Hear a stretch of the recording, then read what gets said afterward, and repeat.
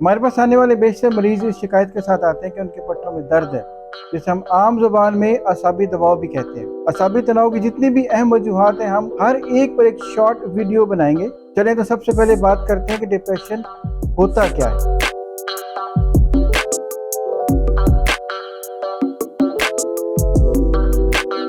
अस्सलाम वालेकुम, मैं हूं आपका life health coach associate professor doctor Shahzad Karim भट्टी।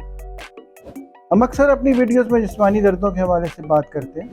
हमारे पास आने वाले बेशतर मरीज इस शिकायत के साथ आते हैं कि उनके पट्टों में दर्द है, जिसे हम आम जुबान में असाबी दबाव भी कहते हैं, जिसकी वजह से हम कोई भी काम ढंग से नहीं करते, सुस्ती और अक्ताहट का शिकार रहते हैं, किसी काम में दिल नहीं लगता।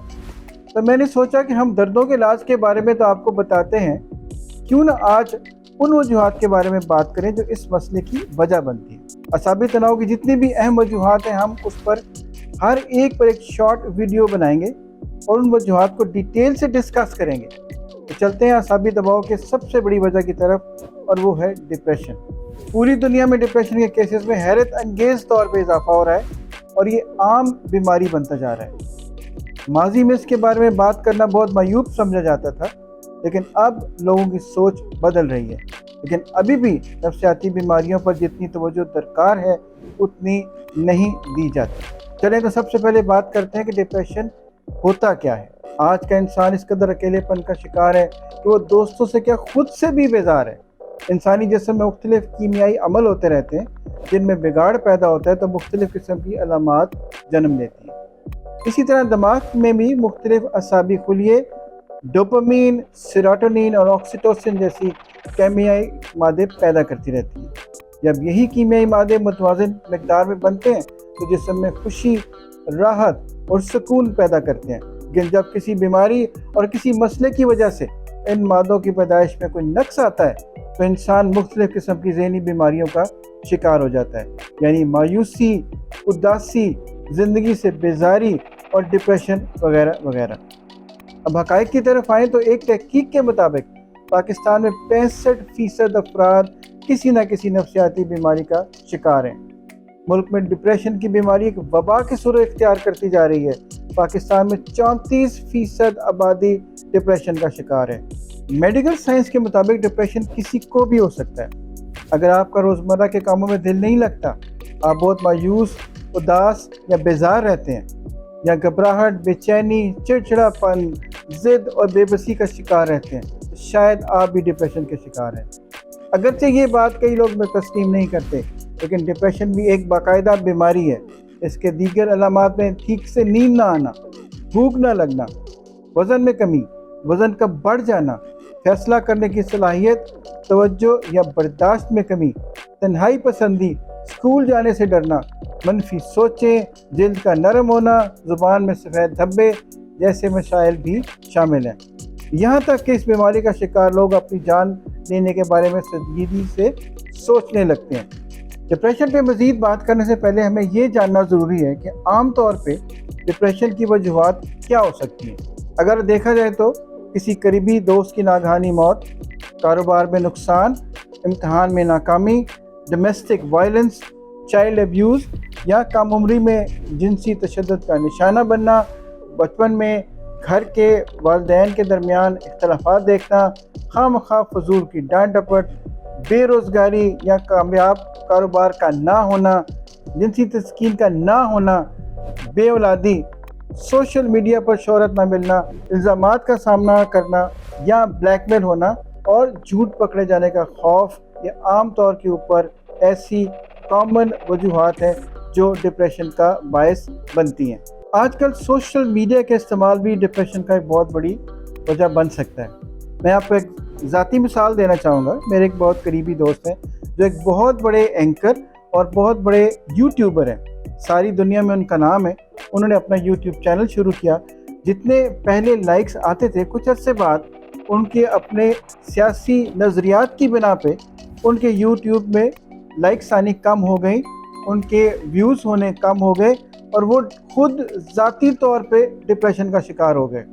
और अब भी उनको अच्छी खासी ट्रीटमेंट की ज़रूरत पड़ती है। यानी बताने का मकसद ये है कि ये डिप्रेशन एक ऐसी चीज़ है जो कि किसी कामयाब शख्स को भी अपना शिकार कर सकता है। اب دوسرا سوال ہم سے اکثر یہ پوچھا جاتا ہے کہ کیا ڈپریشن موروثی بھی ہو سکتا ہے؟ جی ہاں بالکل، یہ ڈپریشن موروثی بھی ہو سکتا ہے، یعنی جن خاندانوں کے اندر ڈپریشن کی بیماری پائی جاتی ہے یا موروثی ہے، ان کے بچوں میں بھی یہ مرض ہو سکتا ہے، یعنی ان میں بلا وجہ اداسی، مایوسی جیسی کیفیات ہو سکتی ہیں۔ عام لوگوں کی نسبت ان لوگوں میں ڈپریشن ہونے کا خدشہ عام طور سے 8 گنا زیادہ ہوتا ہے۔ اگلی بات جو اہمیت کی حامل ہے کہ ڈپریشن کا علاج کیسے کیا جائے۔ عام طور پہ ڈپریشن کا علاج 2 طریقے سے کیا جاتا ہے۔ پہلے تو کچھ ادویات دی جاتی ہیں جن میں کچھ خواب آور ہوتی ہیں، کچھ سکون آور ہوتی ہیں، لیکن ان ادویات کے جہاں پہ فائدے بھی ہیں وہاں پہ ان کے نقصانات بھی ہو سکتے ہیں۔ دوسرا طریقہ علاج، اس کو ہم سائیکو تھیراپی کہتے ہیں۔ اس میں کونسلنگ کے ذریعے علاج کیا جاتا ہے اور اس میں مریض کا کیتھارسس کیا جاتا ہے۔ چند چیزیں ایسی ہیں جن کو اگر ہم اپنے لائف سٹائل میں تبدیلی لائیں تو ہم نہ صرف ڈپریشن سے مستقل محفوظ رہ سکتے ہیں بلکہ اس سے پورے طریقے سے بچ بھی سکتے ہیں۔ سب سے زیادہ ضروری چیز، ہم مسلمان ہونے کی حیثیت سے دین سے لگاؤ، نماز، قرآن، خدا کی ذات پہ یقین کامل اور دعا کرنے کی عادت۔ اس کے علاوہ جو سب سے زیادہ ضروری چیز ہم دیکھتے ہیں کہ جو ہمیں میسر ہے ہم اس پہ اللہ کا شکر ادا نہیں کرتے، اور جو نہیں ہے اس کے اوپر بے صبری کا مظاہرہ کرتے ہیں۔ یہ بات یاد رکھیے کہ ڈپریشن سے بچنے کے لیے جو اللہ تعالیٰ کی ذات نے آپ کو دیا ہے اس پہ اللہ کا شکر ادا کرتے رہیں، اور جو نہیں دیا ہے اس کے اوپر صبر کریں۔ اللہ کی ذات آپ کو اس چیز سے بھی نواز سکتی ہے۔ اگر ہم اپنے ذاتی روٹین میں جائیں تو سب سے ضروری چیز ایکسرسائز کرنا ہے۔